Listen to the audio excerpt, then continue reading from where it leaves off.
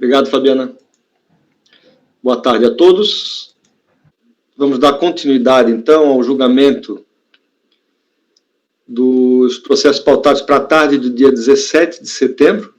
Já havíamos iniciado o julgamento no período anterior.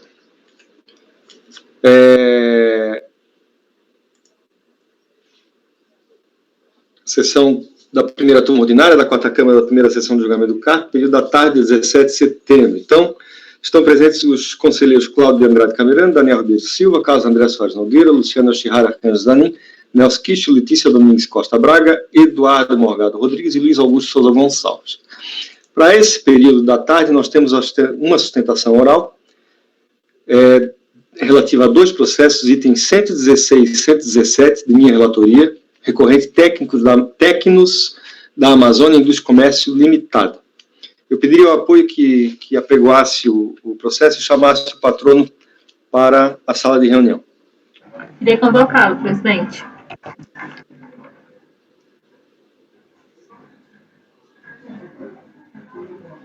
Itens 116 e 117, diante desse processo, será julgado agora. Por favor, a mensagem privada no chat. Itens 116 e 117, diante, por favor, olhar a mensagem no chat.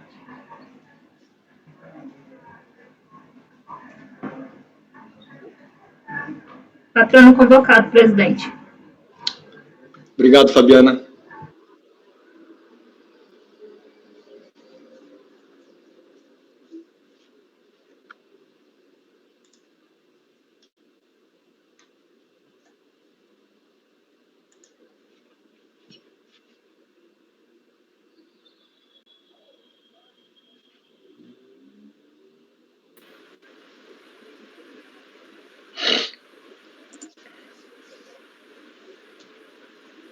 Boa tarde, doutor. Boa tarde, tudo bom? Temos então a presença do doutor Jean Adriano da Silva, OAB 48195, DF, ok? Isso. Prazer em tê-lo aqui conosco, doutor. Bom, todos já abriram o arquivo? Trato o presente processo, então, de DECOMP, através das quais a contribuinte indicou como crédito passível de restituição o imposto retido na fonte sobre o recebimento de juros sobre capital próprio, JCP, durante o ano calendário de 2003. A PRDECOMP recebeu o número final 8400. O referido crédito, no valor de 423.020,46, foi compensado com débito de mesma natureza, decorrente de JCP pagos pela recorrente a seus sócios e acionistas. Consta da PRDECOMP que as retenções efetuadas em benefício da recorrente teriam sido realizadas durante todo o ano calendário de 2003 por diversas fontes pagadoras. A DR Manaus, através do despacho decisório, folhas 15 e 17, não reconheceu o direito creditório e deixou de homologar a compensação, haja visto os seguintes motivos. Primeiro, não teria havido a comprovação da retenção ao pagamento do fonte decorrente de rendimentos de juros sobre capital próprio recebidos pela contribuinte. E dois, haveria vedação para a compensação de fontes sobre receitas de juros sobre capital próprio efetuada fora do período de retenção do imposto relativo às respectivas receitas. Nós já julgamos alguns casos até, 2 ou 3, semelhantes a esse, em que a retenção, o período de apuração se deu na última semana de dezembro e a PRDECOMP foi apresentada apenas na primeira semana de janeiro do ano seguinte. Tá? Esse foi o motivo, basicamente, pelo qual a unidade local e a DRJ manteve esse entendimento e que não seria devido esse crédito, tá? Para efeito de compensação. A questão da retenção, da comprovação da retenção e pagamento do imposto de renda retido na fonte, recebido pela contribuinte durante o ano calendário, já foi objeto de apreciação por parte da DRJ que aqueceu. A contribuinte juntou os documentos e a DRJ concordou, né? Então, esse não é o problema que nós vamos julgar aqui, tá? O único problema que a gente tem é em relação, basicamente, ao período de apuração em que foi entregue essa DECOMP, que foi feita a transmissão em janeiro, mas referente a períodos de dezembro, tá? Eu passo a palavra, doutor Jean, para que ele faça a sua sustentação oral, e me corrija se eu estiver errado em relação ao que foi relatoriado, tá ok? Com a palavra, o patrono. Boa tarde, senhor presidente, senhores conselheiros, senhoras conselheiras. Presidente, é isso mesmo, tá? No mês passado eu tive a oportunidade de estar fazendo sustentação aqui nessa turma, então a minha sustentação oral foi da mesma matéria, vai ser bastante direta. Foi o mesmo caso, né? Não foi homologado o pedido de compensação, porque a autoridade administrativa compreendeu ali que o período de retenção de débito e crédito seria no período diverso do que estava sendo a compensar, né? Naquela ocasião, ficamos vencidos por voto de qualidade, porque a empresa ela tinha apresentado a PERDECOMP fora do período, né, da data do vencimento do tributo. Ela só tinha apresentado, salvo engano, no dia 24 de fevereiro. Nesse caso aqui, especificamente, não.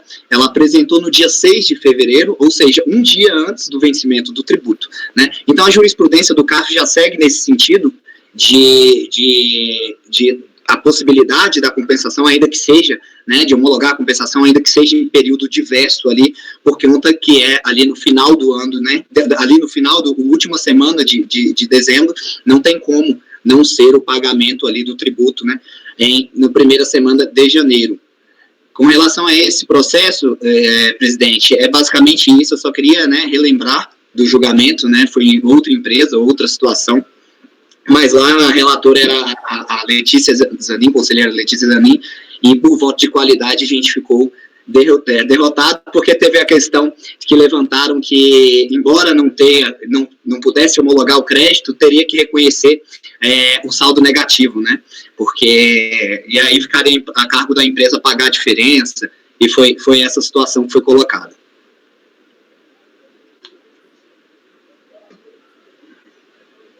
Obrigado, doutor. É só isso?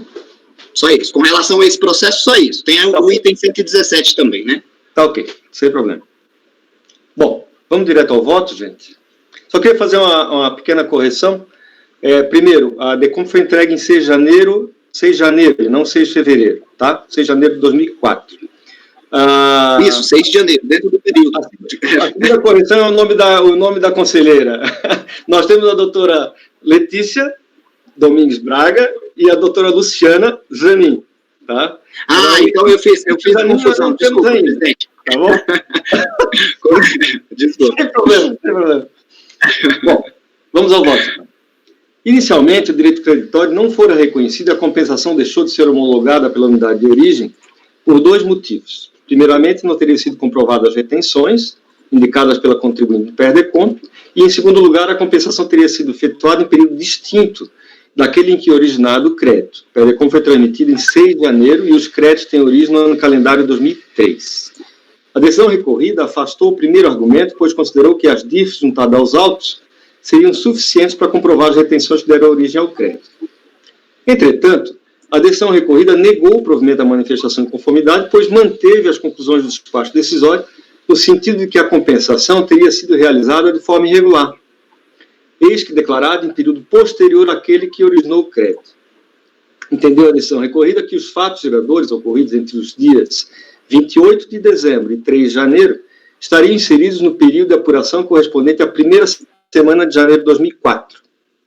Em seu recurso voluntário, o contribuinte afirma que a origem do débito remonta ao período de apuração iniciado na última semana de dezembro de 2003, mais especificamente no dia 28 de dezembro.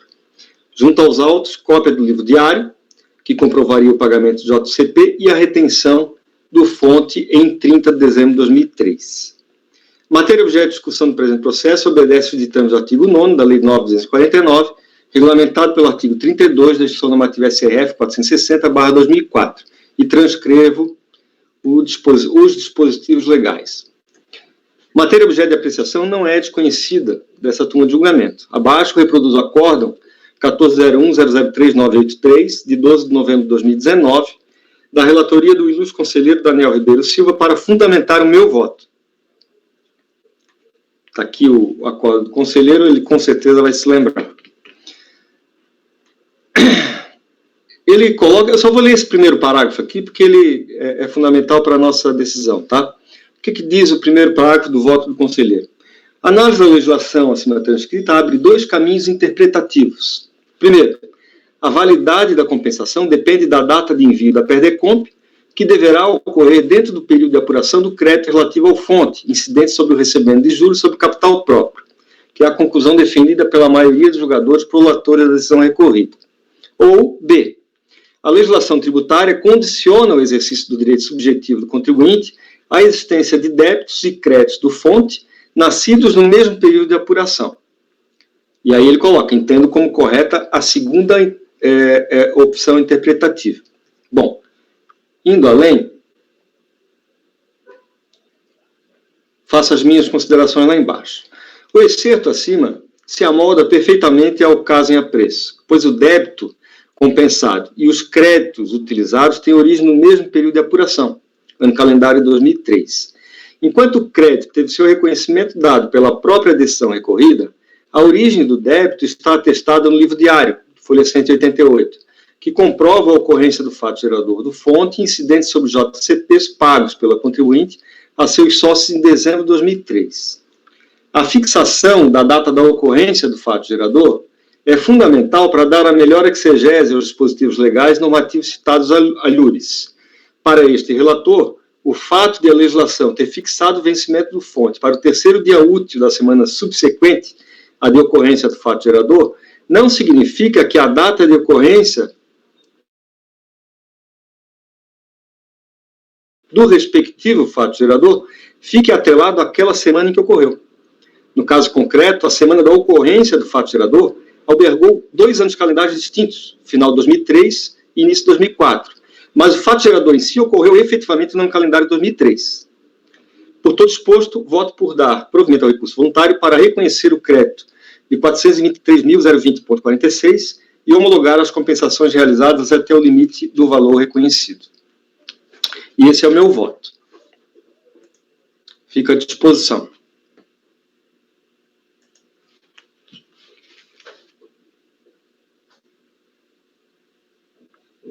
Passemos então ao voto. Tocameran.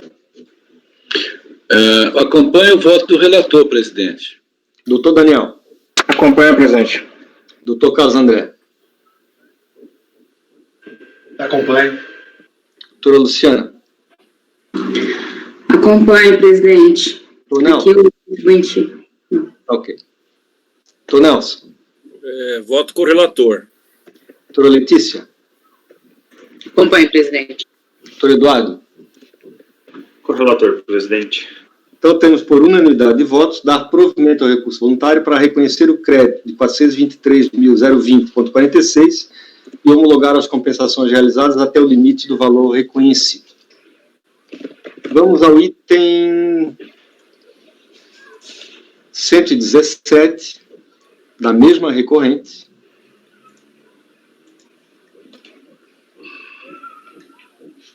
E aqui nós tratamos do ano calendário de 2006. Isso é um pouquinho diferente, tá?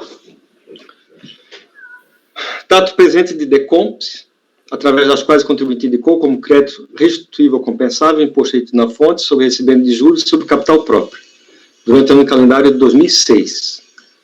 O PERDECOMP recebeu o número final 1641. Referido crédito no valor de 89.294,93 foi compensado com débito de mesma natureza decorrente de JCP pagos pela recorrente a seus sócios e acionistas.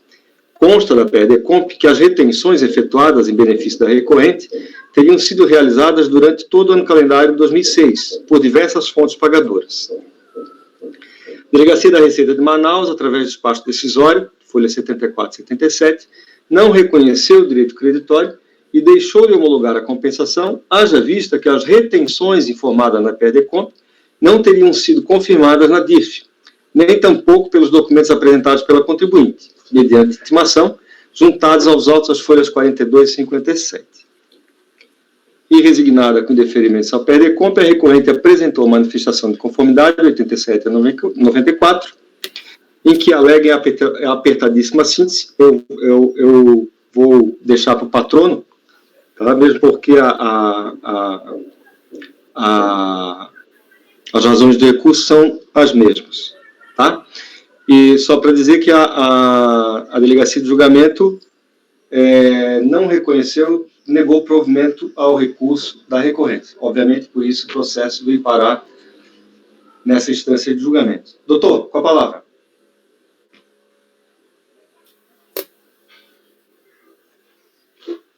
O microfone, doutor.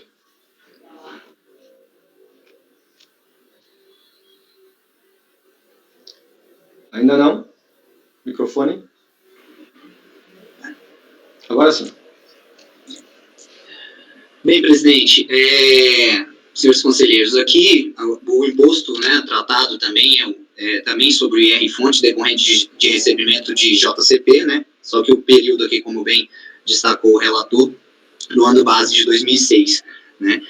A diferença aqui não é se tratando de período diverso para fins de homologação da compensação, né, mas sim que não teria o crédito aqui do IR-fonte não teria sido confirmado nas DIFs apresentadas pelas fontes pagadoras, né. Nesse cenário, a empresa apresentou manifestação de conformidade, né, comprovando a efetiva ocorrência das retenções informadas na PETCOMP, né, através da juntagem de vários documentos, né, referente a retenções de IR-fonte, né.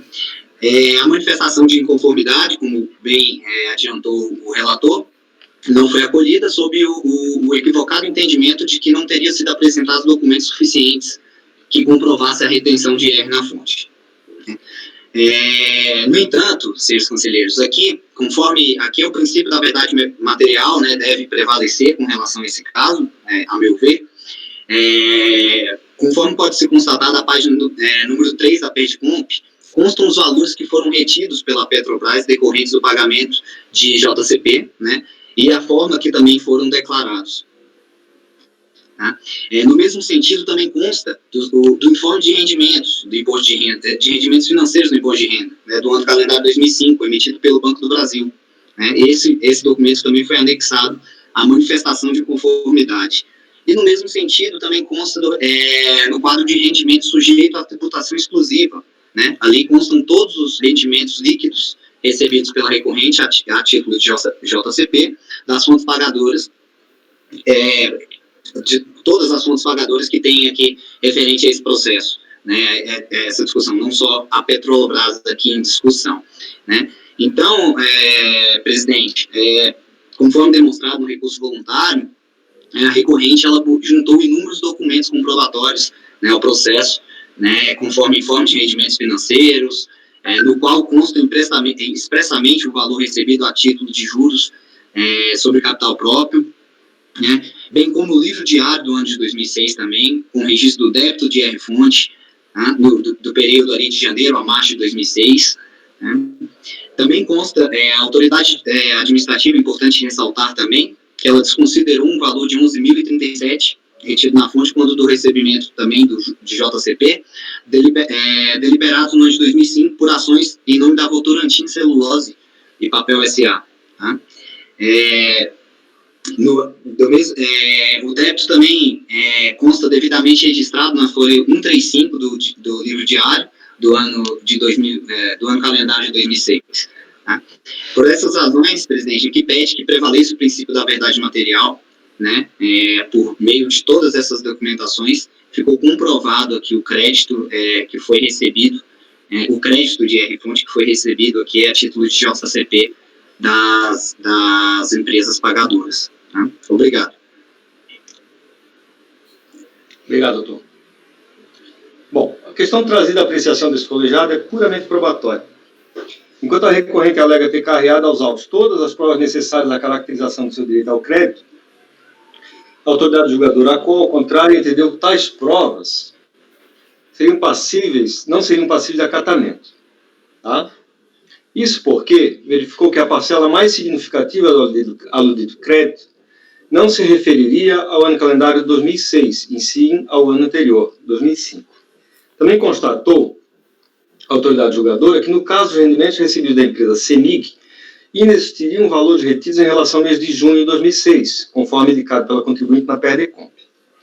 O recurso voluntário repetiu os mesmos argumentos trazidos à época da manifestação de conformidade, ressaltando que os documentos constantes dos autos seriam suficientes para provar o seu direito, especialmente os lançamentos contábeis, haja vista sua condição, e aí abro aspas, de prova pré-constituída da ocorrência de lançamentos ali registrados em caso dos débitos de fonte, à luz dos artigos 923 do RIF. Fecha aspas. Não creio ter razão a recorrente. Os documentos constantes dos autos não são suficientes para comprovar a retenção do fonte incidente sobre os rendimentos JCP declarados na PRDCOMP. Vamos tomar para nossa análise os valores mais relevantes, conforme assentado no próprio recurso voluntário. Primeiramente, tratemos dos rendimentos pagos pela Petrobras. Nesse caso, vejam a forma como se manifesta a recorrente e seu recurso. E aí eu reproduzo aqui uma parte do recurso voluntário, onde a contribuinte diz o seguinte: conforme se verifica na página 3 do PRDCOMP questão, constam 20 valores referentes ao demonstrativo da constituição do crédito em questão, incluindo os relevantes valores que foram retidos pela Petrobras, decorrentes do pagamento de juros sobre capital próprio deliberados no ano calendário 2005. Esses valores se encontram declarados da seguinte forma. Aí tem, mês de janeiro, CNPJ da Petrobras, valor do IR retido, R$ 36.390. Mês de março, CNPJ da Petrobras, e o valor retido, R$ 36.390. Tá? Continuando a recorrente, nesse sentido, um documento informe de rendimentos financeiros, imposto em renda no calendário 2005, emitido pelo Banco do Brasil, consta como beneficiária das ações a técnicos da Amazônia dos Comércios Limitados e as fontes pagadoras identificadas com a seguinte legenda. E aí é o que consta lá do informe do Banco do Brasil, essas 4 fontes pagadoras aqui. Documento de 2005. No mesmo documento, no quadro Rendimentos sujeitos à tributação exclusiva, constam todos os rendimentos líquidos recebidos pela hora recorrente a título de juros sobre capital próprio, das fontes pagadoras supramencionadas, estando 3 deles vinculados à Petrobras, que seriam esses valores aí, ó, juros sobre capital próprio declarado no mês de março, 103.105, juros sobre capital próprio declarado no mês de junho, 206.210, juros sobre capital próprio declarado no mês de dezembro, 206.210. Aí digo eu, o documento a que se refere a recorrente é o informe de rendimentos financeiros de folha 100, vocês puderem abrir o processo aí, emitido pelo Banco do Brasil para o calendário de 2005.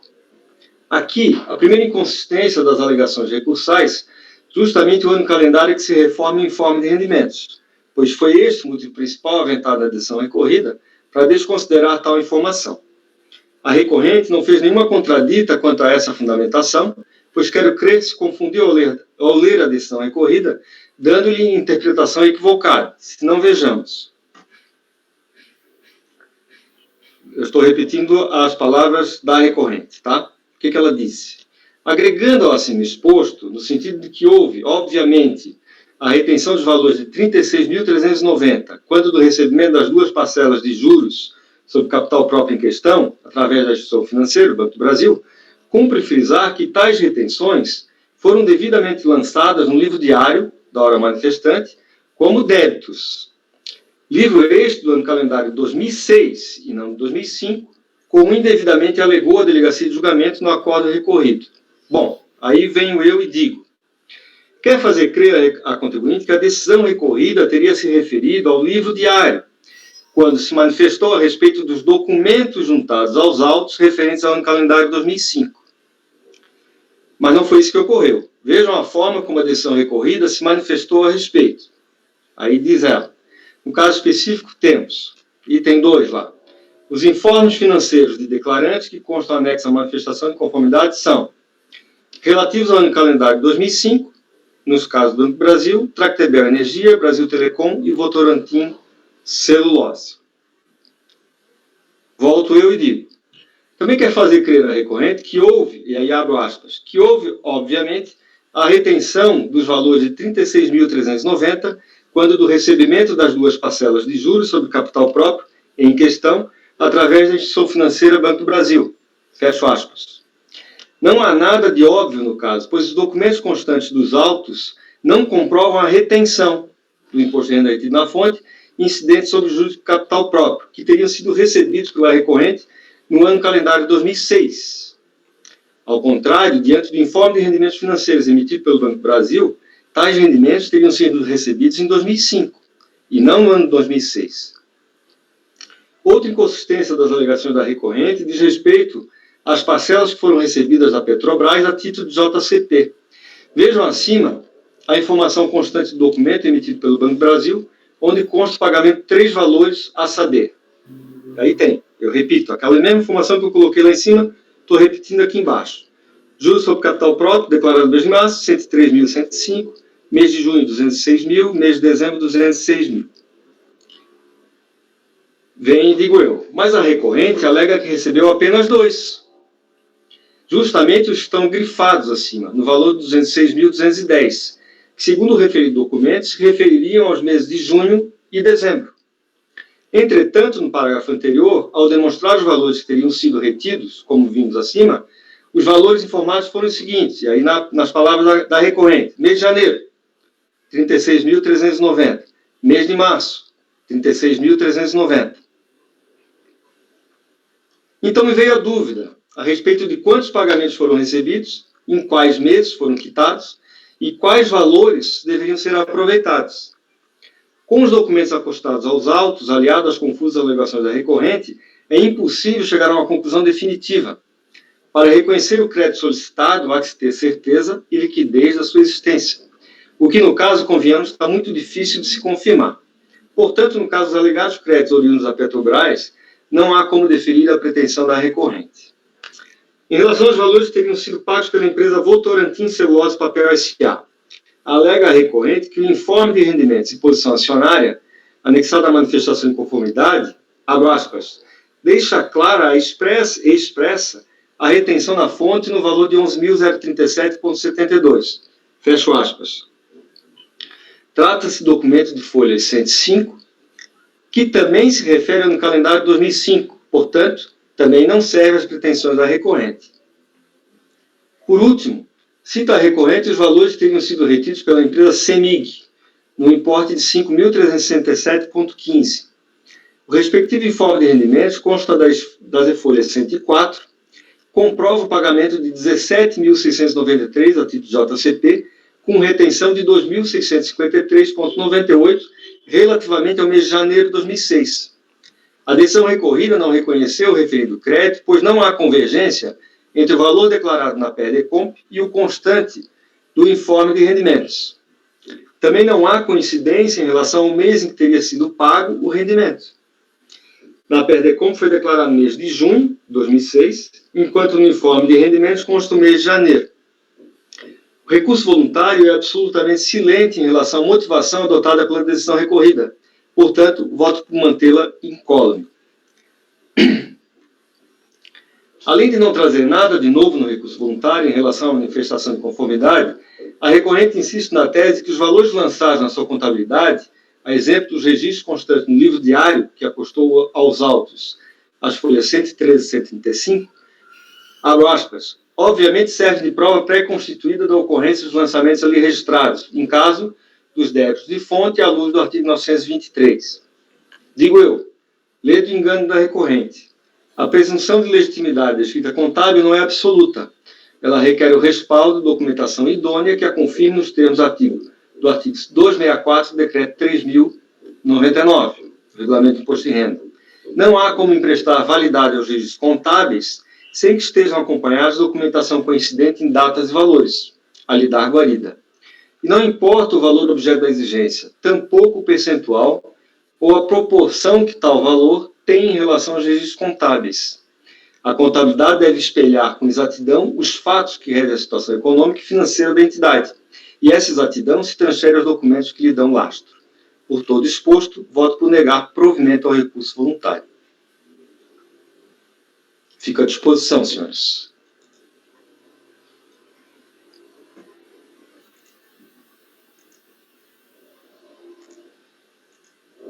Muito bem. Tu, Camerano.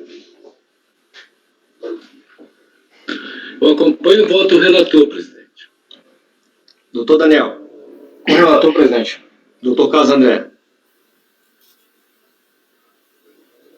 Com relator. Doutora Luciana. Acompanho o voto, presidente. Doutor Nelson. Presidente, voto com o relator. Doutora Letícia. Com o relator, presidente. Doutor Eduardo. Com relator, presidente.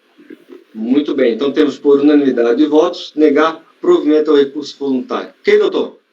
Ok, Obrigado pela sua presença aí. Até eu mais. que agradeço. Obrigado, até mais. Tchau, tchau.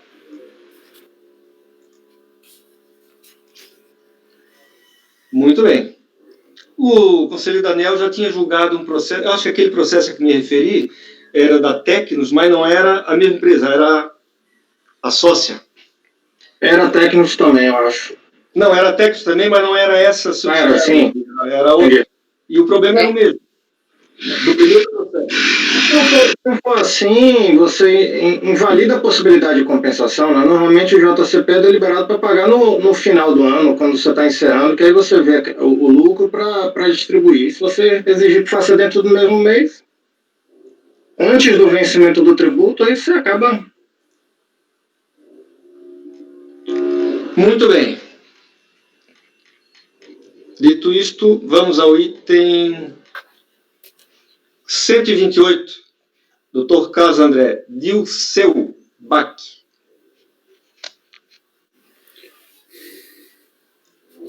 Muito bem, presidente. Aqui é uma declaratória de exclusão do Simples Nacional, a partir de abril de 2011, em virtude da comercialização de mercadoria objeto de contrabando e descaminho.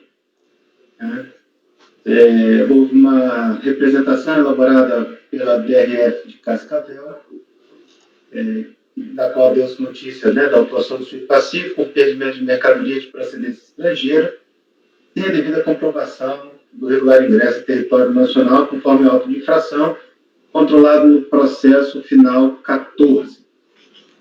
Naquele processo, o contribuinte apresentou impugnação, contudo, por meio do despacho decisório número 166, o auto de infração foi considerado procedente e foi mantida a aplicação da pena de perdimento. Aqui é a instância única. Após a juntada do presente processo de cópia do despacho decisório emitido no processo final 14, a autoridade fiscal então elaborou informação fiscal CORT DRF Foz do Iguaçu número 141 e embasou o ato declaratório. Eles esperaram a definição do processo lá do auto de infração, para dar prosseguimento aqui à exclusão.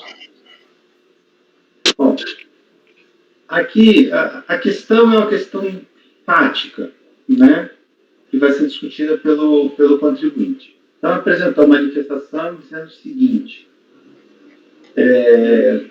em síntese, a contribuinte questionou a propriedade da mercadoria, a comprovação de que a houvesse efetivamente comercializado e a correta identificação do sujeito passivo, e pugnou pela aplicação do princípio da insignificância. Ademais, teriam ocorrido falhas procedimentais que maculariam o auto de infração e levariam a sua nulidade. Então, eu reproduzo aí o relatório da DRJ. Inconformado com a exclusão, o interessado apresentou manifestação alegando em síntese que a mercadoria apreendida pertencia a Roberdan Westphalen Hutt, que apenas havia deixado temporariamente as sacolas na residência do empresário, sem o conhecimento deste. Trouxe, inclusive, declaração do senhor Roberdan. Depois, mais à frente, isso foi discutido no auto de infração, tem um detalhamento, quer dizer, esse senhor Roberdan não se lembra em que data, encontrou umas sacolas de cigarros, encontrou. E aí, deixou na casa do empresário, que fica ao lado da loja dele, como pediu para a mãe dele guardar para ele as sacolas de cigarro. Essa é o enredo. Aí, na ocasião da apreensão, a mercadoria encontrava-se depositada em sua residência e não no estabelecimento comercial, sendo certo que a residência situa-se ao lado do estabelecimento comercial, mas o endereço não pode ser confundido com outro. Prova de que o empresário não era o proprietário da mercadoria é o fato de que os policiais que realizaram a busca não efetuaram sua prisão, em flagrante pela prática do crime previsto no artigo 334 do Código Penal. A lei prevê a exclusão apenas quando constatada a comercialização de mercadorias, objetos de contrabando, não mencionando a mera posse, não pode ser admitida a presunção de que houve a comercialização de mercadoria objeto de contrabando nesse caminho, haja visto que as caixas de cigarro estavam envolvidas em sacolas e não em maços expostos à comercialização. O requerente exerce suas funções há mais de 20 anos, né? Deve ser declarado, o ato de exclusão deve ser declarado nulo, lavrando-se outro auto de infração em seu lugar, em desfavor da pessoa do Roberdan. Ele vem numa sequência de argumentos, quer dizer, ele diz, olha, é do Roberdan. Se não for do Roberdan, é da pessoa física de Ilselbach, e não da pessoa jurídica, não do CNPJ. Né? Quer dizer, a loja não estava comercializando aquele cigarro. Né? Então, ele vem nessa sequência de argumentos, querendo questionar a propriedade, a comercialização e a identificação do sujeito passivo. Né? Alternativamente, caso não se entenda pela responsabilização do senhor Roberdan, deve ser efetuada a substituição do autuado, devendo passar a constar a pessoa física de Ilselbach, CPF e tal, em vez do empresário individual CNPJ.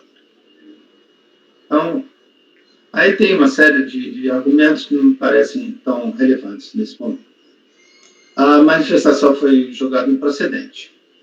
Na decisão de piso, a autoridade julgadora asseverou que a responsabilidade do contribuinte pelas mercadorias objeto de contrabando dos caminhos já havia sido definitivamente estabelecida na decisão proferida no processo final 14, e que tal controvérsia desbordaria do escopo do presente processo.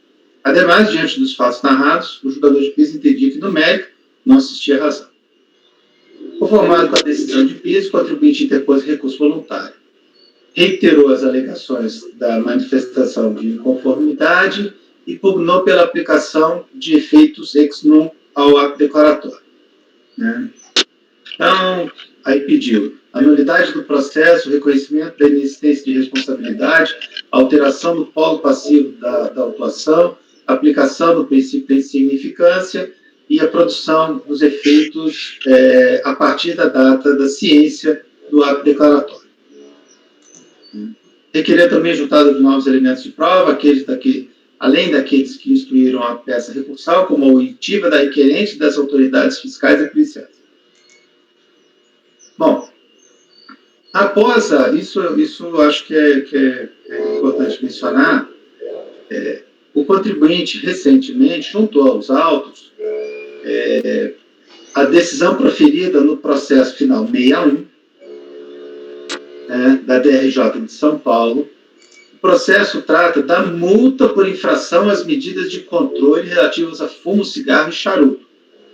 Né? Então, você tem a autuação que deu perdimento das mercadorias, você tem a exclusão do simples e você tem a multa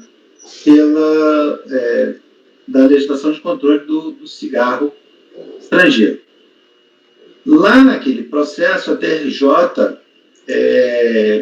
concordou com a argumentação da contribuinte de que haveria dúvida acerca da responsabilidade sobre a infração. Né? Então, aqui a DRJ São Paulo derrubou o lançamento da multa em razão de entender que havia realmente uma dúvida sobre se a contribuinte CNPJ seria responsável por ela. Em síntese, era o que havia a relatar. Quanto à nulidade do processo, veja, a recorrente alega que houve erro de identificação do verdadeiro proprietário das mercadorias, que teria sido objeto de contrabando ou descaminho. Também alega que não haveria prova de que a mercadoria houvesse sido comercializada ou minimamente que a propriedade seria da pessoa física e não da pessoa jurídica. Né? Então, ela pugna pela nulidade, estão aí os termos, né, em que ela pede a nulidade do processo. É cristalino, aí já na parte amarela, né, parte ressaltada, é cristalino que todas as alegações dizem respeito à subsistência do auto de infração, controlado lá no processo final 14. A recorrente de suas alegações não aponta nenhuma mácula do presente processo, que trata exclusivamente da exclusão do Simples Nacional. A reabertura da controvérsia acerca da validade do auto de infração, que impôs a contribuinte a pena de perdimento das mercadorias objeto de contrabando e descaminho, desborda do escopo do presente processo, pois, como visto, a matéria já foi julgada no processo final 14. Portanto, nesse ponto, voto por afastar as alegações de nulidade do presente processo. Mérito. À semelhança da fundamentação exposta acima, penso que diversas alegações de mérito exprimidas pela recorrente dizem respeito exclusivamente à subsistência do auto de infração. Como dito, desborda do escopo deste processo rediscutir a correta identificação do sujeito passivo, a titularidade das mercadorias objeto de contrabando e descaminho, a efetiva destinação comercial dessas mercadorias. Todos esses pontos foram alegados no processo final 14 e definitivamente decididos em instância única. Não exacerba destacar que a autoridade administrativa da Receita, ao julgar a impugnação ao auto de infração, afastou as alegações acerca da titularidade das mercadorias e da destinação comercial das mesmas, asseverando que essas foram encontradas no estabelecimento comercial, que vende produtos em geral, inclusive cigarros. E aí eu cito as suas palavras, né? Aí está ali no item 2.2 aquilo que eu estava falando, né? Em sua impugnação, a empresa traz ao processo declaração do senhor Roberdan, alegando, relatando que, em data que não se recorda, estava se dirigindo para pescar, quando encontrou abandonada às margens do lago de Itaipu diversas caixas e sacolas, contendo em seu interior maços de cigarro de origem estrangeira. No dia seguinte, se dirigiu até a residência de Dilcio Bach e somente encontrou sua mãe. Solicitou autorização para lhe deixar a mercadoria por algumas horas, dizendo que as embalagens somente continham roupas e objetos de uso pessoal. À tarde, quando se apresentou para a retirada das mercadorias, foi informado que as mesmas tinham sido apreendidas pela Polícia Federal. Então, não é possível aceitar as alegações do contribuinte de que as mercadorias não eram de sua propriedade. Elas foram apreendidas em seu estabelecimento comercial, que também comercializa cigarros. Quanto à alegação de ingenuidade da senhora que supostamente recebeu as mercadorias, há que se lembrar que é de conhecimento geral que a localidade onde foi efetuada a apreensão das mercadorias é rota comumente utilizada por contrabandistas para colocação de mercadorias em território nacional. Ademais, pela quantidade, 8 sacolas e caixas e suas características, é difícil imaginar que os moradores não saberiam diferenciar roupas pessoais de cigarro.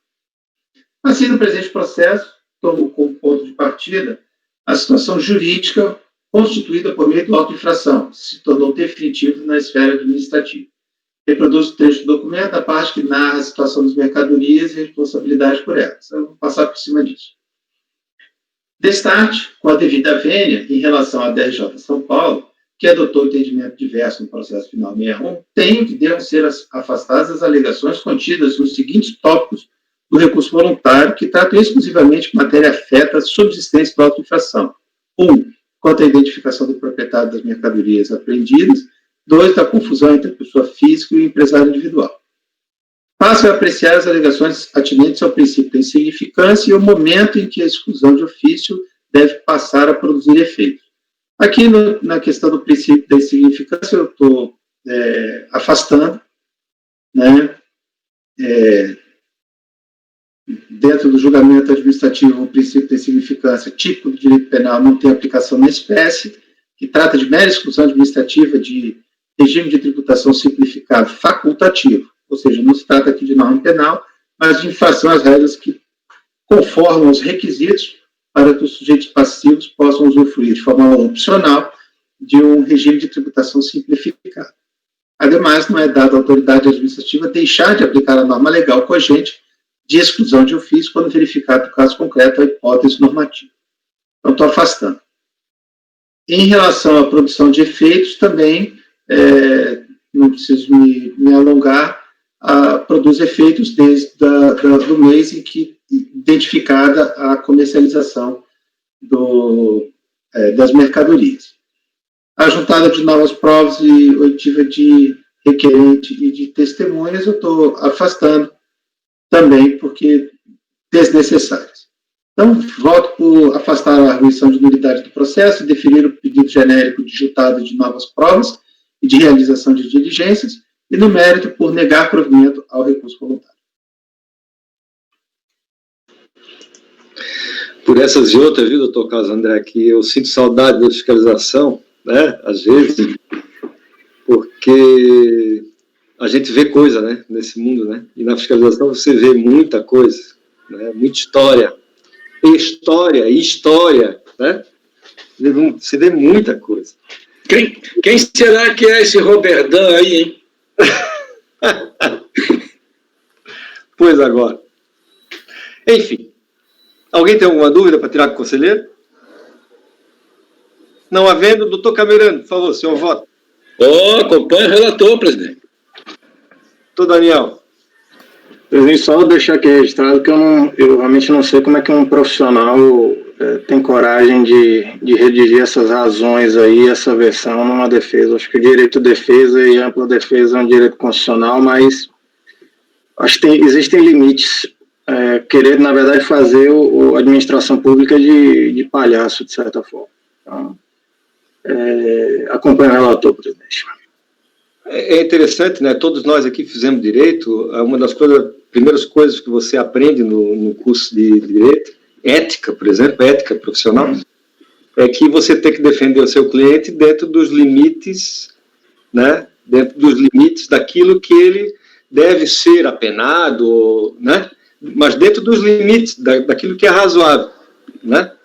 Para que ele tenha a sentença justa, né?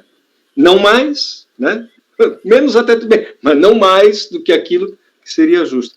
E no Brasil você não vê, não sei como é que é lá fora, não sei, mas no Brasil, evidentemente, você não vê esse tipo de coisa. Né? Muito raro, muito raro. Mas, enfim, compactuo da sua resignação, doutor Daniel, e assina embaixo. Bom, doutora Luciana. Acompanho o voto do relator, presidente. Doutor Nelson. Presidente, eu voto com o relator. Doutora Letícia. Acompanho o relator. A defesa dele me lembrou uma amiga minha que tinha voltado de Portugal, e ela falava que a máxima do português era o seguinte: não fui eu, fui meu colega, quando eu cheguei já estava assim. A defesa dele foi mais ou menos nessa linha, né? Doutor Eduardo. Eu acompanho o relator e parabenizo por ter feito um voto tão detalhado com um recurso com essas razões. Muito bem. Temos, então, por unanimidade de votos, afastar a arguição de nulidade do processo, indeferir o pedido genérico de juntada de novas provas e de realização de diligências e, no mérito, negar provimento ao recurso voluntário. Ok? Item 130, doutor Eduardo, Lupa Cosméticos Limitada.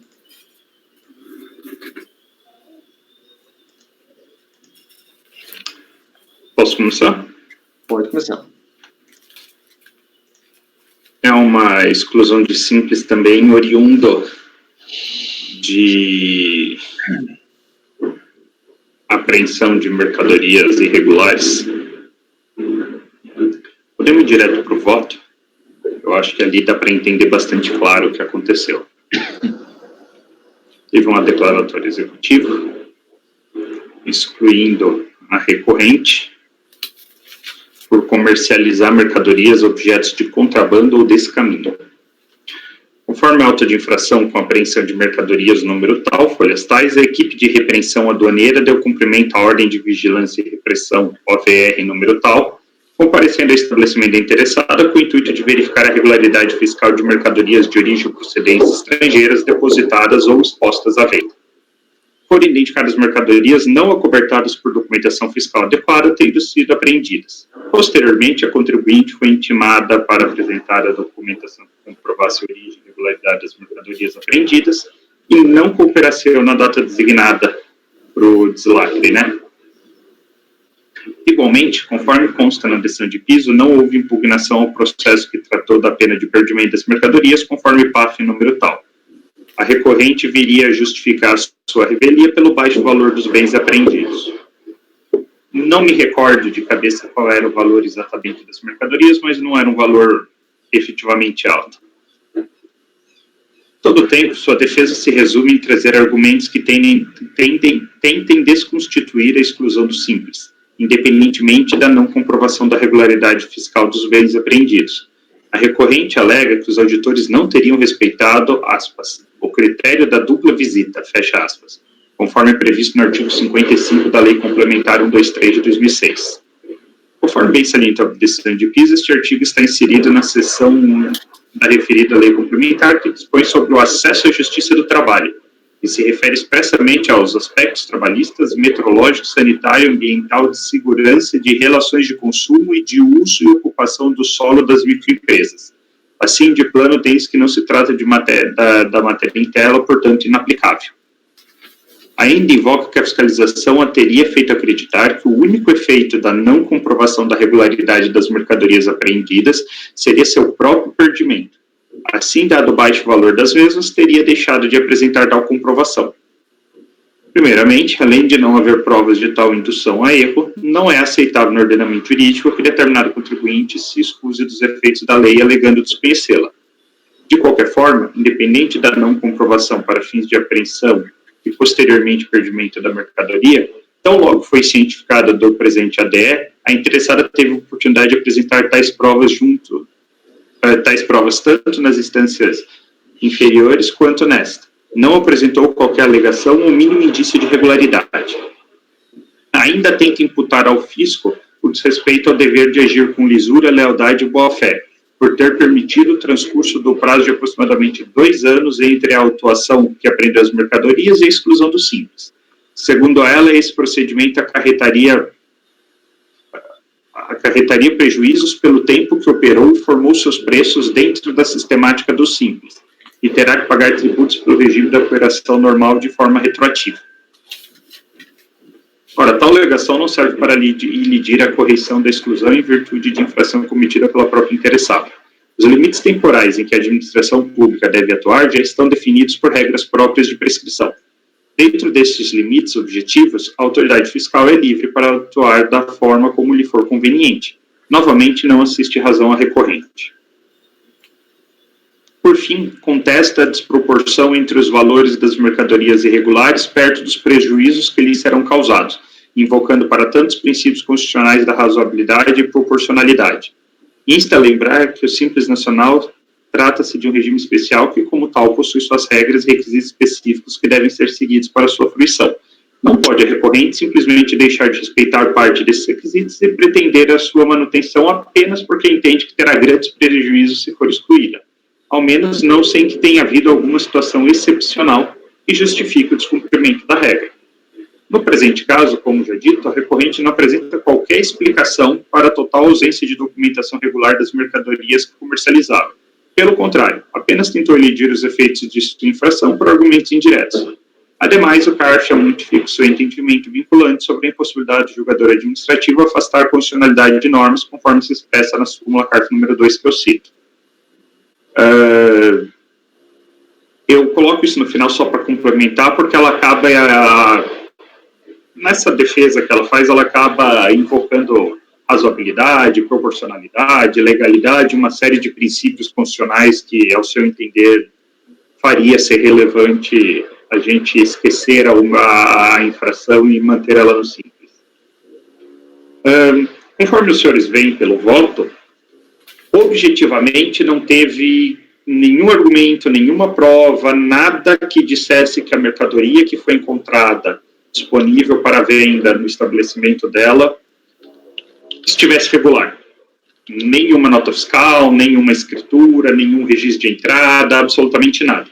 O recurso é inteiro baseado em razões indiretas. A fiscalização tinha que ter me orientado antes, a fiscalização fez eu achar que se eu não me defendesse, o único prejuízo que eu ia ter era perder a mercadoria e acabou, segue a vida. A fiscalização, então, se era para me excluir, tinha que ter me excluído logo em seguida, porque eu fiquei 2 anos achando que eu estava no Simples, fazendo o meu preço como se fosse do Simples, e agora eu vou ter um baita prejuízo. Então, na verdade, assim, ela basicamente critica a fiscalização e não a matéria. E eu entendo que nenhum argumento desse é aplicável, e por isso, presidente, eu estou negando o provimento ao recurso voluntário. É esse o voto. Muito bem. Doutor Camerano. Eu acho interessante colocar no relatório, no voto, doutor Eduardo, não sei se o senhor concorda. Mas, assim, a natureza da mercadoria, porque aqui a gente está falando em termos genéricos, né, que a gente não tem noção de nada do que aconteceu, assim, quantidade, que produto essa é uma coisa que eu estou procurando aqui, eu não achei. Coloco e sei te explicar se o senhor quiser saber, doutor Camerano. Porque só está falando aqui de uma maneira genérica, né? Eu acho interessante essa informação, e também, aqui no relatório, esta mercadoria foi apreendida onde? No estabelecimento da No estabelecimento, certo? Certo. No relatório eu não tive essa convicção, mas enfim. Ok, eu não coloquei porque eu entendi que isso era matéria pacífica, isso não foi nem contestado pela parte. Não, mas sei, eu acrescento sim, sem problema algum. Lembra naqueles processos que eu apresentei uma vez aqui de Descaminho, que as mercadorias estavam em unidades de correios, meia dúzia de relógio, aqui são $200. Sim, se eu não me engano, as mercadorias são alguns kits de maquiagem, alguma coisa assim. Então, se foi apreendida dentro do estabelecimento da empresa, eu também tenho a convicção de que independe de quantidade. Se foi apanhada lá dentro, estava lá na loja para vender, para comercializar, então, para mim, pode ser 1, 2 ou 1.000. Lembra que naquele processo outro, eram umas porcarias lá, que estava em unidade de correio. Isso aqui deve ser outra porcaria também, porque é $200. Mas eu acho interessante... Não, o valor é baixo mesmo. Eu acho interessante esse tipo de informação, porque eu não tenho ideia que não está escrito no relatório que foi apreendida na loja dela, da pessoa. E eu também nem tenho ideia da quantidade. É só esses detalhes que eu acho interessante colocar. Termo de lacração de volume. Lavramos o presente termo de lacração de volume para formalizar a retenção de mercadorias que se encontravam expostas à venda ou depositadas no estabelecimento acima qualificado ao desamparo de documentos comprobatórios de sua entrada regular no país ou aquisição no mercado interno. No voto, né, doutor? Não, no voto eu não coloquei. Eu estou lendo o termo de lacração. Aqui, eu estou lendo isso direto no termo de lacração agora. Não, mas agora que eu vi aqui, no seu voto, não está no relatório, mas está no seu voto. Eu estou tentando achar certinha a quantidade das mercadorias. Eu lembro que eu li isso. É mais assim, até uma curiosidade, porque ele fala aqui que a mercadoria compareceu no estabelecimento da empresa, com o intuito de verificar a regularidade fiscal, sim, com o intuito de verificar a regularidade fiscal de mercadorias de origem ou procedência estrangeira. Foram identificadas mercadorias não acobertadas por documentação fiscal adequada, tendo sido apreendidas. Não sei se a quantidade importa para os membros dessa turma. Pode ser um frasco, pode ser 10, pode ser 50. Eu não coloquei a quantidade, eu só relatei que o valor realmente era baixo, porque para mim não interessa. Sim, porque estava lá para vender. Exatamente. Né? Você vender vender tudo, se todas as mercadorias vendidas são irregulares ou uma parte irregular, não importa. Isso. O que eu coloquei que o valor era baixo é justamente para não haver confusão, que o fato dele não ter se defendido no processo de perdimento, para mim, é irrelevante. Também não... eu sei. É que eu estava lendo o seu relatório e eu não tinha visto essa informação. Mas agora aqui no seu voto, você está fazendo a referência lá para o auto de infração. Senhor presidente, eu acompanho o voto do relator.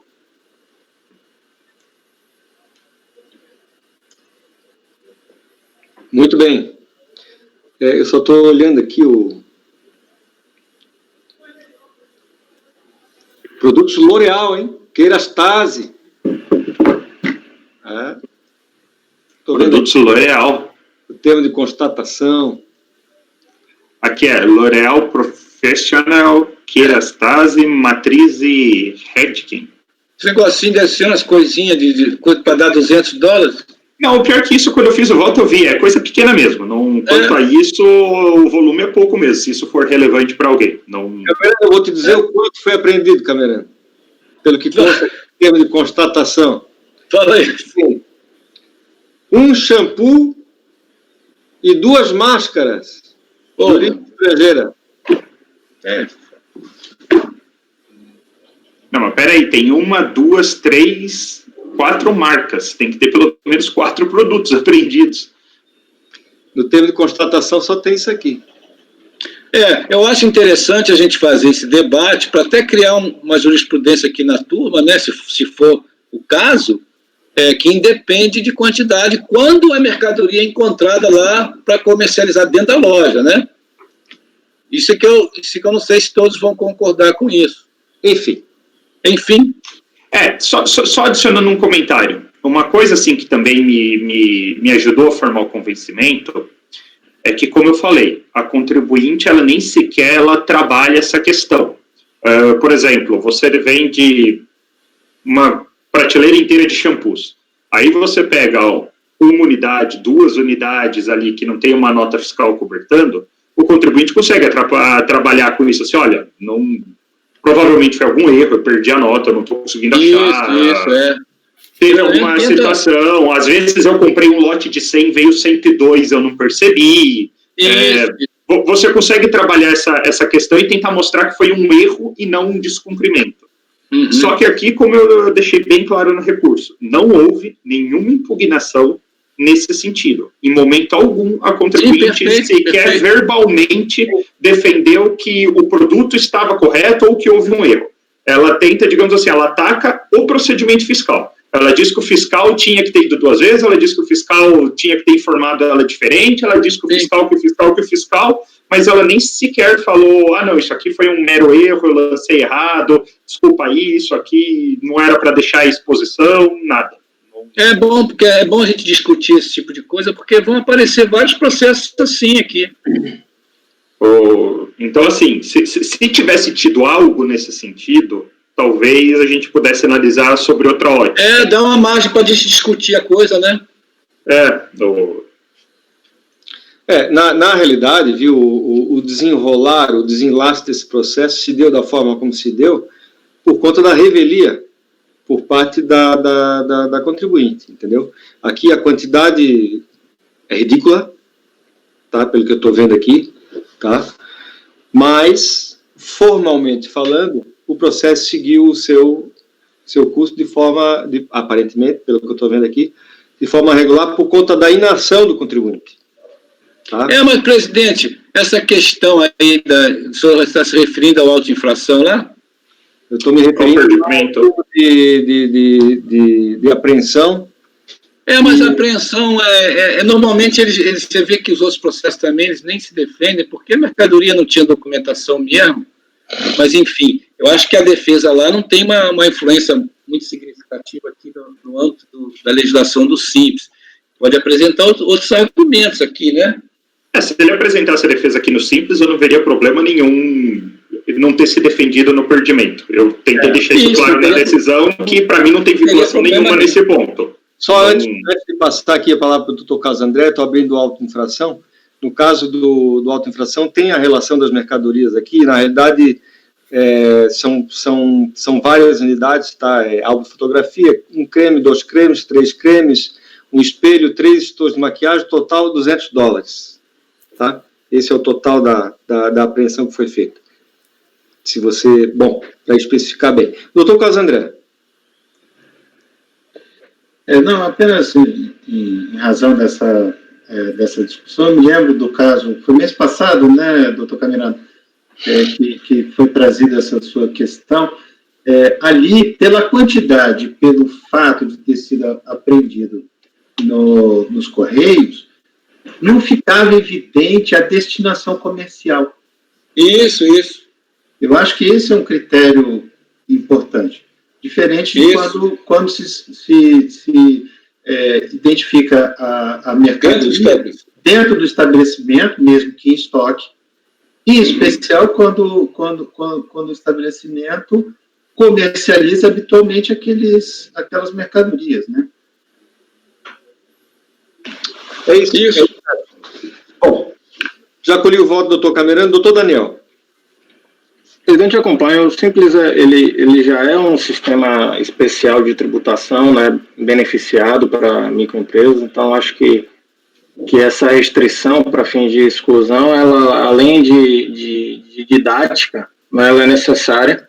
Eu acho que se ficar realmente verificado o intuito de comercialização, então eu tive cuidado de ver os produtos, se eram alinhados à atividade comercial da empresa, e de fato eram os produtos por ela comercializados. Eu acho que isso é importante também, porque às vezes você tem lá um produto que não tem nada a ver com a atividade comercial da empresa e você aplica a pena de descaminho.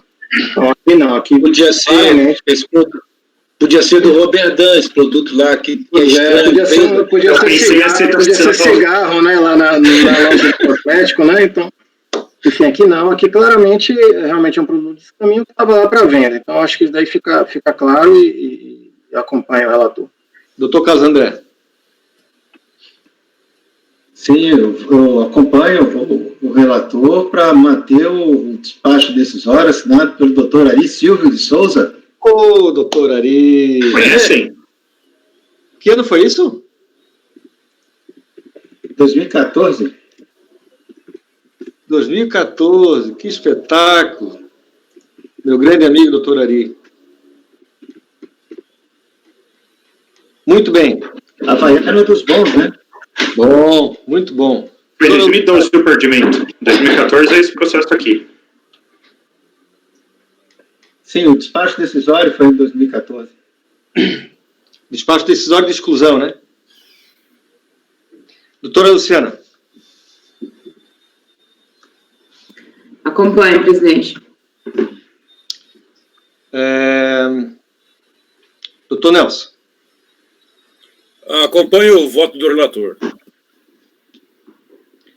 Doutora Letícia. Já que foi demonstrado que a mercadoria não era do Roberdan, eu acompanho o relator. Também acompanho o relator. Temos, então, por unanimidade de votos, negar provimento ao recurso voluntário. Aqui vou te dizer, né, hein, Carlos?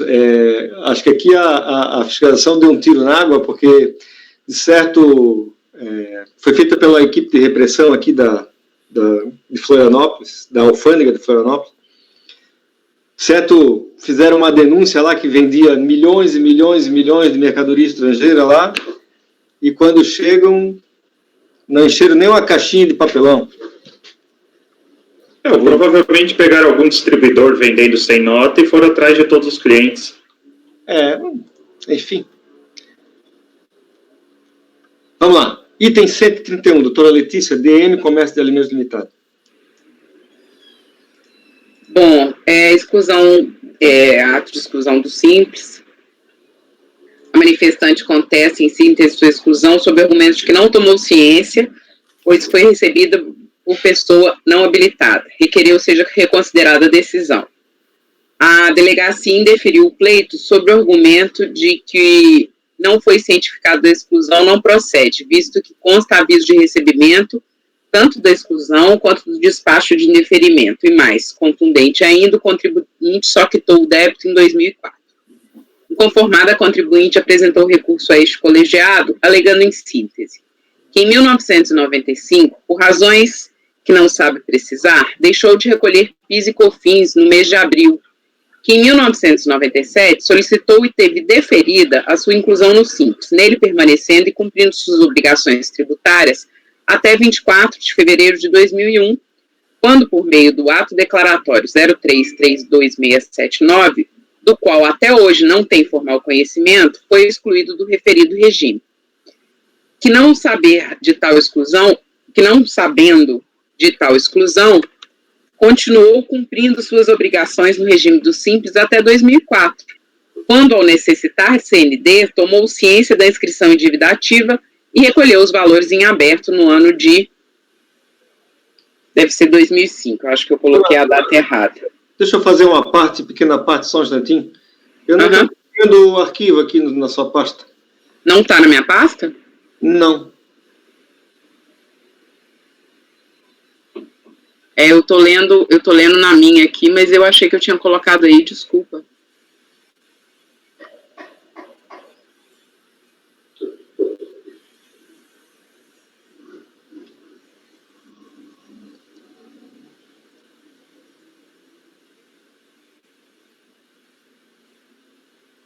Pronto, arquivo juntado. Agora, pode continuar, doutora. Então, que ele recolheu os valores tão logo soube da inscrição em dívida ativa, quando ele precisou da CND, em 2005. Que o contribuinte foi incluído no Simples quando se encontrava em aberto tal parcela, que até a presente data não teve acesso ao seu comunicado de exclusão e que o débito tem valor histórico de R$ 367,14. O recurso é tempestivo e dele conheço. A contribuinte em questão argumenta que não teve acesso ao ato de exclusão nem na data constante do AR juntado aos autos, as folhas 42, em 16 de outubro de 2000, e até hoje desconhece o ato de exclusão. As folhas 118 dos autos consta despacho da DRF de Florianópolis, que menciona que o ato declaratório não consta nos autos e que o processo deve ser devolvido à seção de controladoria da Delegacia de Florianópolis para que seja juntado o referido documento. As folhas seguintes, 120 na verdade, porque a 119 é em branco, a seção de controle informa que, na hipótese de o contribuinte não anexar cópias simples do ADE, o atendente deve anexar as telas do sistema CIVEX, e consta que tal providência foi realizada conforme folhas 15 e 19 dos autos. Quando do recurso, o contribuinte novamente argumenta que não teve acesso ao ADE. Pois bem, na visão dessa relatora, é impossível julgar um ato que não se encontra nos autos, até porque eventuais falhas no ADE podem provocar a sua nulidade, conforme a súmula 22 deste Conselho. Assim, passados mais de 2 anos do famigerado ato, sem que qualquer uma das partes tenha juntado aos autos o que se discute, poderia essa relatora baixar o processo em diligência para a tentativa de juntada dos autos ao ADE. Entretanto, tal providência não sanaria a nulidade que se perpetua desde a origem, que é a constatação de que o ato declaratório da Receita que está sendo combatido neste processo não se encontra nos autos. Assim, obviamente, restou prejudicada a contribuinte que não pôde se defender apropriadamente, estando absolutamente comprometido, contraditório à ampla defesa. Nesse sentido, tendo em vista a ausência do ADE nos autos do processo, dou provimento ao recurso voluntário da contribuinte para que ela possa ser reincluída no Simples. É como voto, presidente. Ok. Só deixa eu dar uma olhada aqui.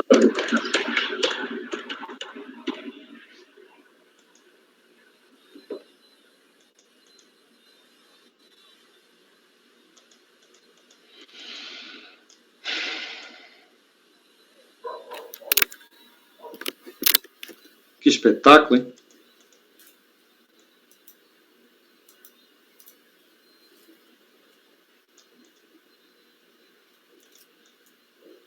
Estou camerando.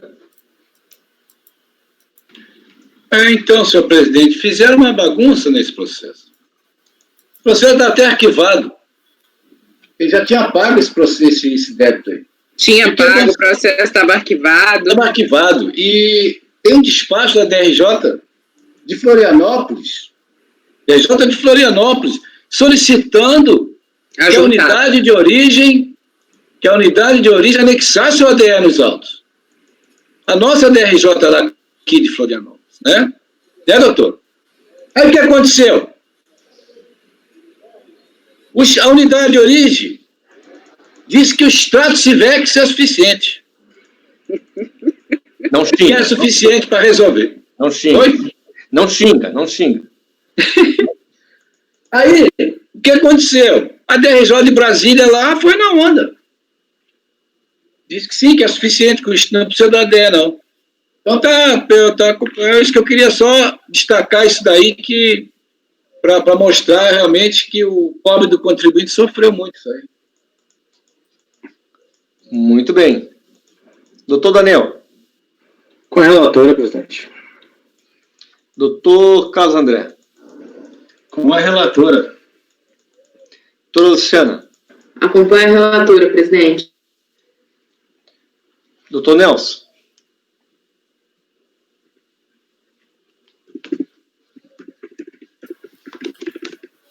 Eu voto com a relatora. Doutora Letícia, doutor Eduardo. Com a relatora, presidente. Também voto com a relatora, então temos, por unanimidade de votos, dar provimento ao recurso, declarando, determinando a reinclusão da empresa no Simples a partir de... Estou procurando aqui, não consigo achar. Eu acho que é 2000 e... Peraí. Ela foi excluída em 1º de novembro de 2000. Eu acho que não é retroativo, não. Só um minutinho. Não dá para saber, presidente, porque não tem o ADE. Não, mas tem um despacho. Não, Tô brincando. O CIVEX, vamos olhar. O CIVEX excluiu a partir de 1º de novembro de 2000 os efeitos. 1º de novembro de 2000, né? Então tem que voltar para essa data aí. 1º de novembro de 2000. 20 anos brigando. Ah, tristeza. Então, determinar a reinclusão do contribuinte no Simples a partir de 1º de novembro de 2000. Tá ok? Ok. Finalmente, chegamos ao item 132. Conselheiro Carlos André, recorrente é Golden Beer. Golden Beer seria muito bom nesse momento, uma Golden Beer. Verdade? Perfeitamente, presidente. Vou deixar para depois isso aí. Vamos, então, à saideira. Então, aqui é um ato declaratório de exclusão do Simples, né, do Simples Nacional, com efeitos a partir de 1º de fevereiro de 2008. Vejam que interessante. A razão apontada pela autoridade administrativa, em consonância com a representação fiscal elaborada pela autoridade, foi o exercício de atividade de venda no atacado de bebidas alcoólicas ou por realizar cessão ou locação de mão de obra.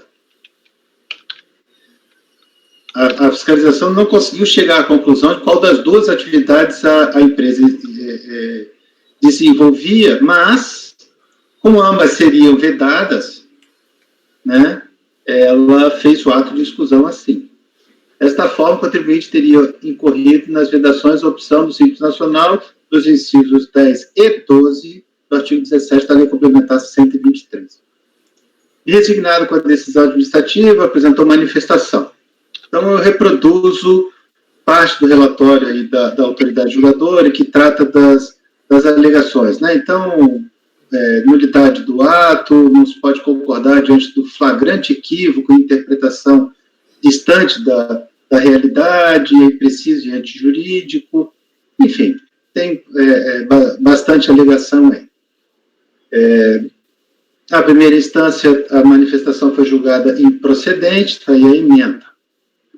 Inconformada com a decisão de piso, a contribuinte interpôs recurso voluntário.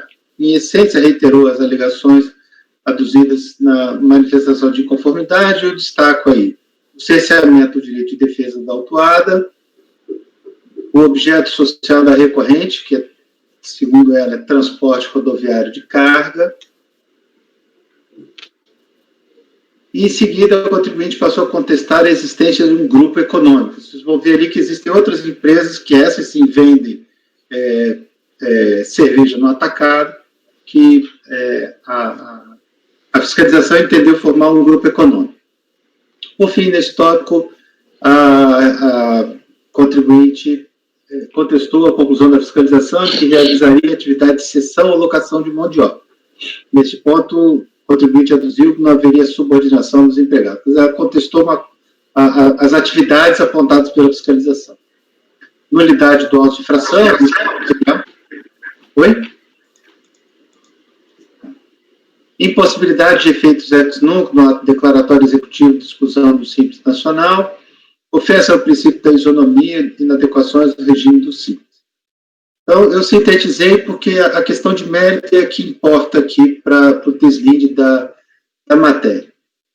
Bom, eu estou afastando a nulidade do ato declaratório, né, dizendo que, mesmo que não se concorde no mérito, o ato está fundamentado e está apresentado, foi feita uma representação com elementos de prova e toda, vamos dizer, a narrativa, né, da fiscalização, possibilitando a compreensão do ato, né? Então, eu estou afastando. Inconstitucionalidade de dispositivo legal também estou afastando. Mérito. Esse aqui é o ponto. Conforme visto no relatório acima, a matéria de mérito é essencialmente fática. A questão controvertida é se a contribuinte efetivamente desempenha atividade de transporte de cargas, como alega no recurso voluntário, ela diz que transporta a cerveja que é vendida pelas outras empresas, ou se exerce a atividade de venda de bebidas alcoólicas ou atividade de cessão de mão de obra conforme a severa fiscalização. Para deslindar a questão, impede destacar de início que a autoridade fiscal realizou um bom trabalho de levantamento de elementos probatórios a respeito da contribuinte. Peço licença para transcrever a síntese da autoridade julgadora de piso. Então, veja, tal fato demonstra-se nítido quando se verifica as seguintes evidências. A contribuinte tinha 45 vendedores, a empresa que fazia transporte de cargas, né? Tinha 45 vendedores, 18 funcionários de depósito, 9 de armazém e somente 17 motoristas. As 3 empresas em epígrafe, estabelecidas no mesmo prédio, que formaram o grupo econômico, localizado no mesmo endereço, Rua Áurea. Uma procuração pública datada de março de 2008, em que a empresa Golden Beer Transportes nomeia e constitui como procuradores e outorga os mais amplos e ilimitados poderes de gestão aos sócios da Golden Beer, distribuidora e distribuidora de bebidas Cernam. São as outras 2 empresas. A empresa da hora excluída não tem qualquer custo com os caminhões, como pedágios rodoviários, abastecimento, óleo lubrificante, manutenções preventivas e ou corretivas dos veículos, pois são todos pagos pela empresa Golden Beer, distribuidora.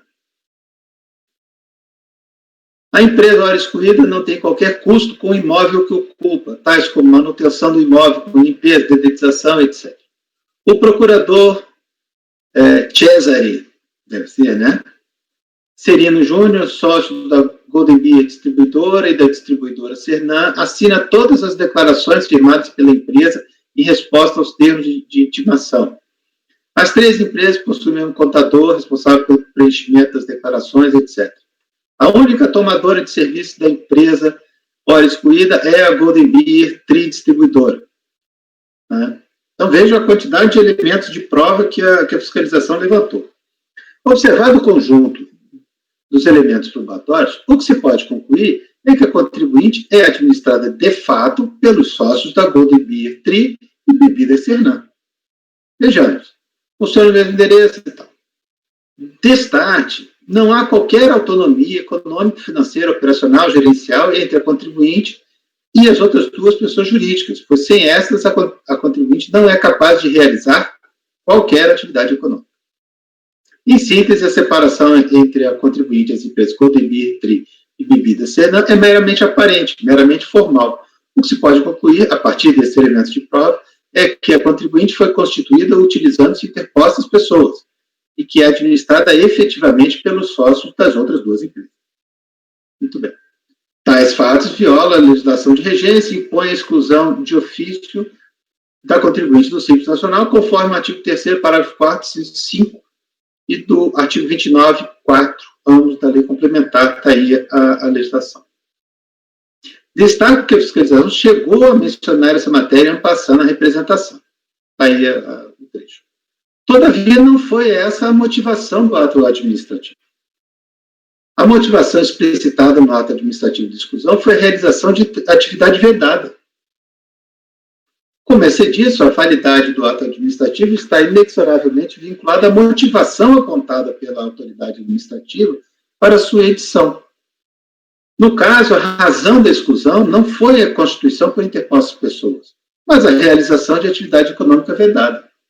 Neste ponto, penso que, de fato, a fiscalização não logrou comprovar qual a atividade econômica é efetivamente desempenhada pela contribuinte. Veja-se que a fiscalização apresentou duas atividades que poderiam ser desempenhadas pela contribuinte. Não há dúvida de que a fiscalização apresentou as duas atividades como alternativas, como se pode constatar no seguinte trecho da representação, e aqui eu trago. Lá no item 11, ela vem dizendo que enfim, faz transporte e tal. Ainda que, em tese, se argumente que a atividade da Goldemir Transporte seja de transporte rodoviário de cargas, devemos ressaltar que, mesmo assim, iríamos esbarrar em outra situação impeditiva de opção pelo Simples Nacional. E aí ele vai falar da locação de mão de obra. Quer dizer, você vê que a fiscalização não tem uma convicção do que efetivamente a contribuinte faz. Veja-se que a autoridade fiscal elencou os elementos de prova colhidos e, mesmo assim, deu duas atividades alternativas que poderiam ser exercidas pela contribuinte. Conclui-se, portanto, que, mesmo a partir do ponto de vista da autoridade fiscal, o conjunto probatório não foi suficiente para demonstrar, além de qualquer dúvida razoável, qual a atividade econômica efetivamente desempenhada pela contribuinte. Trata-se, a meu juízo, de uma questão ligada intrinsecamente à teoria das provas, uma vez que o fato não pode ser provado diretamente, posto não haver provas cabais da matéria, recorre-se às provas indiciárias. Entretanto, essas deveriam ser harmônicas e conduzir o intérprete a um grau de certeza compatível com os princípios da legalidade e da segurança jurídica. Não é o que se verifica no caso concreto. Eu trago aqui uma lição da Ferragut. Ora, se houvesse um conjunto harmônico e robusto de provas indiciárias, a própria fiscalização teria chegado a uma conclusão, grau elevado de certeza, acerca de qual atividade econômica é efetivamente realizada. Desta forma, o ato declaratório executivo de exclusão do Simples Nacional não estaria fundado em uma dubiedade, venda de bebidas alcoólicas ou cessão de mão de obra. Convém ressaltar que as duas atividades dadas como alternativas são muito diferentes, uma comercial, de compra e venda, a outra prestação de serviço. Nesse diapasão, penso que os elementos probatórios não são robustos e harmônicos o suficiente para levar à conclusão acerca de qual atividade efetivamente desempenhada, como passo a expor. Enfim, no mérito, eu estou dando provimento ao recurso voluntário, porque a razão apontada pela fiscalização para a exclusão não se sustenta. E aí tem a questão da intimação dos advogados, que tem insumo. Né? Então, em conclusão, voto para afastar a preliminar de unidade do ADE e definir o pedido de direcionamento das intimações para o advogado e, no mérito, dar provimento ao recurso voluntário. Muito bem. Doutor Nelson queria falar. Presidente, eu não tenho acesso aqui aos autos do processo, não consigo abrir, mas prestando atenção no relatório, no voto, certo momento o relator citou grupo econômico, várias empresas funcionando no mesmo endereço. Eu tenho a impressão que aí há uma fragmentação da atividade econômica. É uma coisa muito grave isso, né? Agora, esse enquadramento, a questão do enquadramento lá no ADE, mas eu não sei por que a fiscalização foi para outro caminho, né? Eu tenho a impressão que tem uma pulverização aí, uma fragmentação da atividade econômica em várias empresas, que essa receita bruta tem que ser só numa empresa, né? Doutor Nelson, eu inclusive coloco no meu voto, não é apenas uma pulverização, essa pessoa jurídica, né, que seria excluída, essa pessoa jurídica, ela é uma interposta. Ela é administrada, de fato, pelas outras, ela não tem nenhuma separação, de fato, das outras. Mas ela só que a empresa tem um dono só. No meu entendimento, o ato administrativo não foi motivado por isso. O ato administrativo foi motivado por realização de atividade vedada, e eu não posso aqui inovar na motivação do ato administrativo, né? Eu fiz questão de botar isso muito claro para dizer que a coleta de provas da fiscalização foi boa, foi bem feita, tinha elementos suficientes para fazer a exclusão por motivo muito mais palpável e relevante, inclusive, né, do que foi feito, mas eu estou adstrito ao ato administrativo que foi feito com a motivação que foi apontada pela autoridade fiscal. Fazer o entendimento, né, evidentemente. Sim, claro. Doutora Letícia. Ficou muito bem demonstrado pelo relator que ele, inclusive, podia excluir por vários outros motivos, que ele não tem a menor dúvida que ela estava efetivamente, não poderia ser enquadrada no Simples, que estava separando a atividade, mas a fiscalização não fez o trabalho dela direito. Então, foi muito bem explicado, parabenizo pelo voto, excelente, doutor Carlos. Mais alguém quer fazer alguma colocação? Não. Mais ninguém? Muito bem. Passemos então à votação. Doutor Camerano. Você é um ícone da fiscalização, doutor Carlos André, com a sua experiência incrível.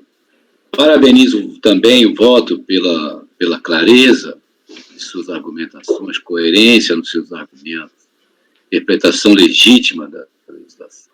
Parabenizo. E voto com o relator, presidente. Que beleza. Doutor Daniel. Presidente, eu também vou aproveitar a oportunidade para parabenizar pelo voto, para ver como a posição de nós como julgadores às vezes é complicada, ainda mais o Carlos André tendo sido fiscalização, vendo essas provas aí tão bem coletadas, assim, a bola na frente do gol e na hora de justificar a exclusão vem por um fundamento sem pé nem cabeça, sinceramente, porque não tem atividade verdade, é uma atividade só feita em grupo com interpostas pessoas, então ele tinha que puxar para o grupo e excluir pela interposta pessoa. Mas, assim, todos os elementos de prova estão aí, né? Ainda, quem sabe aí a fiscalização possa utilizar esses elementos para excluir pelo motivo correto. Eu acompanho aí o relator, presidente. Acompanho o voto e parabenizo o relator aí pela riqueza dos detalhes e a cuidade da análise. Nelson.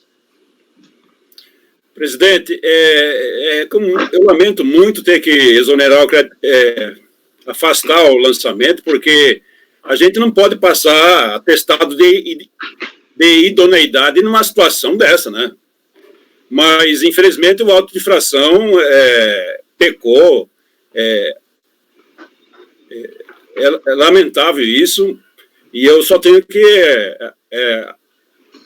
declarar a nulidade desse ADE, né? Eu voto com o relator. Doutora Letícia. Com o relator, presidente. Doutor Eduardo. O relator, presidente, não tenho mais nada a acrescentar além do que os colegas já falaram, inclusive render meus parabéns ao relator pelo bom voto. Eu pensei que o senhor, doutor Eduardo, ia falar daquele gol perdido pelo zagueiro Gil ontem no jogo do Corinthians com o Bahia. Não, nem perdi tempo assistindo.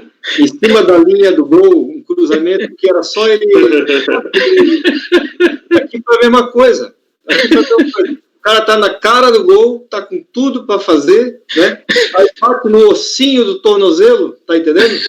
O goleiro tinha fugido, né? Sobe, e a bola sobe. Entendeu? É como diz o locutor, tava indo tão bem, ia ganhar um 10, e aí, pô. É bem por aí. Então, usando essa metáfora, né, do gol perdido pelo zagueiro Gil ontem do Corinthians, depois se redimiu, fez um belo gol de cabeça, na verdade. Eu também acompanho o relator, então temos por unanimidade de votos. Não que eu goste muito de citar o Corinthians, não, eu não gosto de citar muito o Corinthians, não, mas enfim, foi o que me veio. Então temos por unanimidade de votos afastar a preliminar de nulidade do ADE, indeferir o pedido de direcionamento das intimações para os advogados e, no mérito, dar provimento ao recurso voluntário. Ok? Senhores, encerramos então a nossa reunião do mês de setembro com o julgamento desse item 32. Eu pediria ao apoio que encerrasse a gravação, por gentileza.